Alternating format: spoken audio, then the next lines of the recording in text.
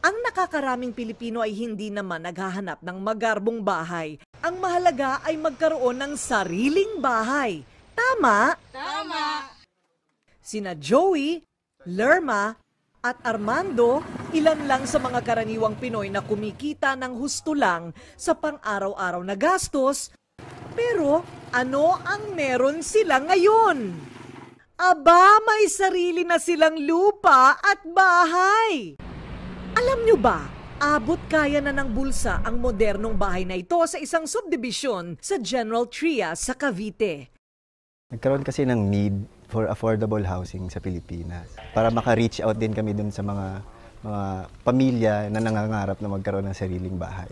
Sa halagang 2.5 lang, magkakaroon ka ng sariling bahay at lupa. Hanggang ngayon ay hindi pa rin makapaniwala si Mang Joey na may bahay na siya para sa kanyang mag-iina. Doon sa inuupahan ko, 3.5. Nag-decide yung asawa ko na kumuha na kami dito para yung aming pinangungupahan balang araw sa amin na. Nag-usap po kaming mag-asawa, sabi ko sa kanya, kaysa naman upa ng upa tayo, ito magiging sa atin na. Tahimik po siya, tsaka secured talaga, pati yung mga bata secured talaga sila. Kumikita lang siya ng 8,000 piso sa pagre-repair sa mga relo kada buwan. Bukod sa pagkain, binabudget din niya sa pag-aaral ng kanyang 2 anak. Si Lerma naman na tubong Iloilo, buwis buhay naman ang trabaho. Isa siyang lady guard sa isang establishmento. Kinuha ko naman siya kasi once na nakikitira ka lang dito sa Manila, mahirap. Pangarap talaga ng lahat na magkaroon ng sariling tahanan eh. Kaya ayan, komportable ka na yung inuwian mo ay sarili mo. Si Armando, tricycle driver. Kahit buong araw o gabi man daw siya mamasada, hindi pa rin niya maiipon ng pera para magkaroon ng sariling bahay. At laging butas ang bulsa niya sa kababayad sa upa sa bahay. Lagi po kaming nangungupahan, matagal din po kaming nangupahan, 10 taon.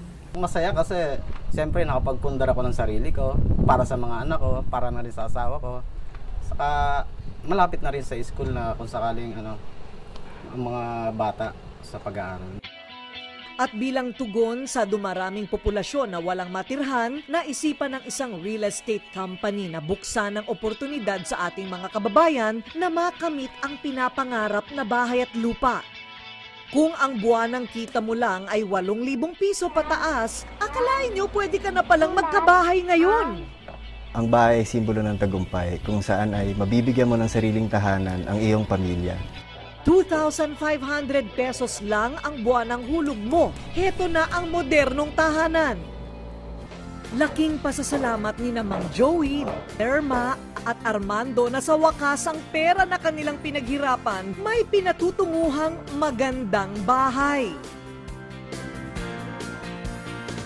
Hindi man ito marangyang kastilyo o kaya naman ay pyramid na yari sa bato, o bahay na kasing laki ng barko, ordinaryo man.